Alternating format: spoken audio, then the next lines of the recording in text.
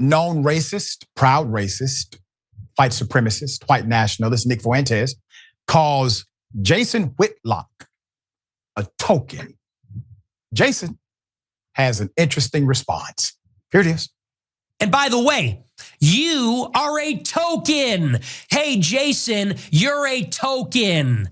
You are in conservative media as a black guy that can confer upon white people the dignity of not being called a racist for having their views. That's why you get paid. And that's why I don't, because I didn't have the privilege of being born black. I was born white. So there's a limit on what I can say. There's a limit on what I can say without being penalized in the so-called free marketplace of ideas. And everybody knows it. Everybody knows it. Everybody knows. And everybody's sick of it, especially in the conservative space, that blacks have had it easy. Whoa. Now, I got to say this hell must have frozen over, because about 50% of what that racist SOB said is true about Jason Whitlock. I do disagree with the other 50%. That's just his bogus bigotry talking. But Jason Whitlock, the man has made a career out of being the antithetical voice as it relates to Black America. He's the black guy who will say the most extreme commentary against black folk in America and beyond. So they roll him out when they need that particular opinion. But there's more. Here it is. You are playing by a different set of rules, pal. You have training wheels on. You think you've earned it? Everything you have. Take a look around at your studio, your contract, your employees. If you said the stuff that you said as a white person, your ass would be gone. And everybody knows that. You're on Blaze hosting E. Michael Jones talking about the Jews. It's a good thing you're black, because if you weren't, you would have been fired like Elijah Schaffer. Look at everything around you, because you did not compete to get that. You got it because people feel sorry. People don't want to be called racist. They feel sorry. They need a black person to give them credibility. I say we give them boxing gloves and let them figure this out together. Put it up full mass. This is an ironic situation, ladies and gentlemen. Because basically both of them are racist against black people, okay?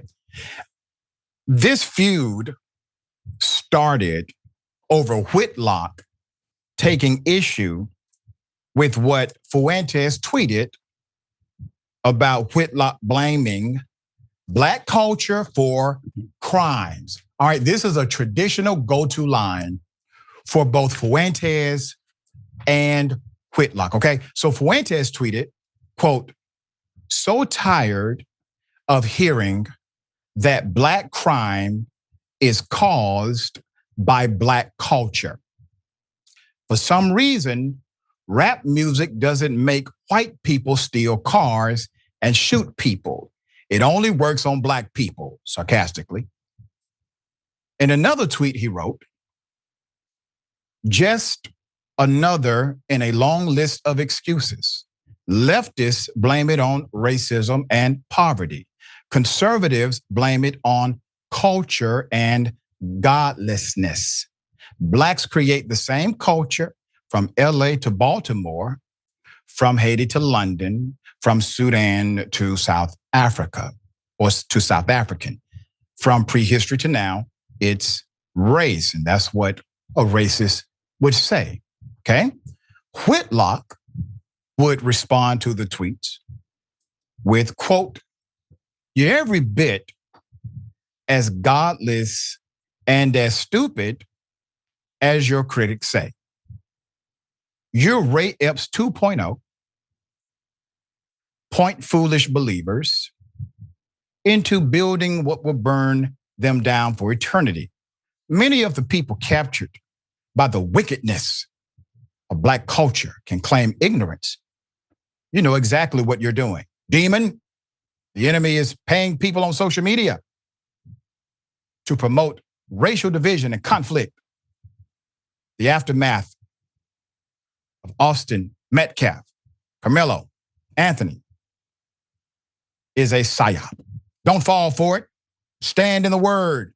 Rebuke any so-called believer not pointing to Christ.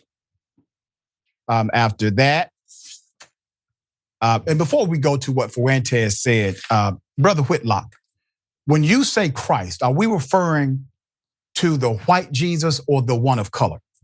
Because I think that's an interesting point that you and Fuentes may disagree on again.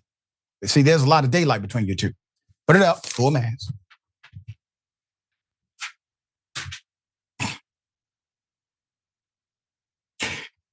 Following Fuentes' video rant, Whitlock would respond to Fuentes on the show. He opened with, quote, "I don't care what Nick Fuentes has to say about me. He can call me any name in the book," and he does. He calls your names out of the book, sir. "I don't care what anybody says about me.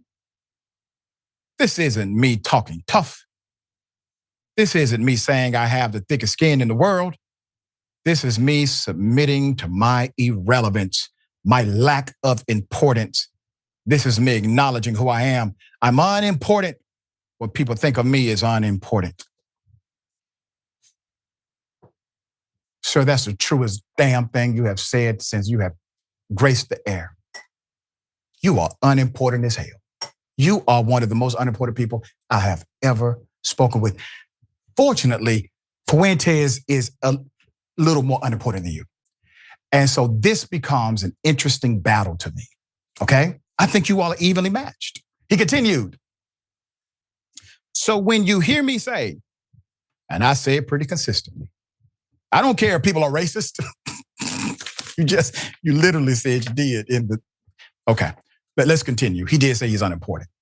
All right, he says, "I don't care if people are racist. I truly do not. People can say whatever they want about black people. I don't care.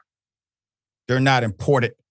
What triggers me is when people lie on Jesus." I'm done. I'm trying to get through this commentary. What bothers him is when people lie on Jesus.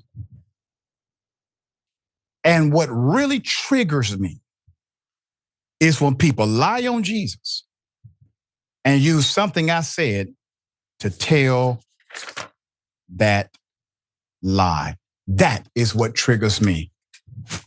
End quote. Sir, that question about white Jesus is really important right now, because I don't see you going after religious institutions. And interestingly enough, Jason, you have talked about black folk as a career.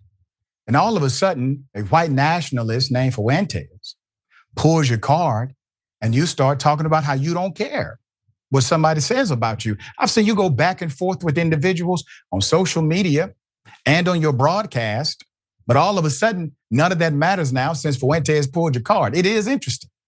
I would like to see more, rigor, but you guys basically represent the same point of view most of the time. All right, this is a hell of a thing. Listen, man, we're obviously in the twilight zone. Hell is frozen over twice, but here we are, Ben. What say you? You've entered a zone beyond sight and sound, where two racists argue with each other about who matters less. I mean, a lot there. First of all, Fuentes just letting his insecurity fly there with just how much he's upset he's not on a mainstream platform. Yeah. If I were black, I'd be on a mainstream platform. I'm sick of it. I don't get paid. Yeah, we know that. We see his cheap green screen. We're aware of that. Yeah. Firstly. Secondly, Whitlock saying he doesn't care if people are racist or what people say about black people. He only cares if people lie on Jesus. This man has a deep understanding of the teachings of Jesus, because I'm pretty sure Jesus' main message was, doesn't matter if you're poor or downtrodden or need shelter, screw all them, just be cool with me. Just shine me up. Let those who are marginalized fend for themselves. I think that was John 2000 and doesn't exist. Right. You make a hell of a point. He's literally saying what's adversarial to the gospel, right? What's adversarial to the words of the Christ. And but I guess it's convenient for him right now.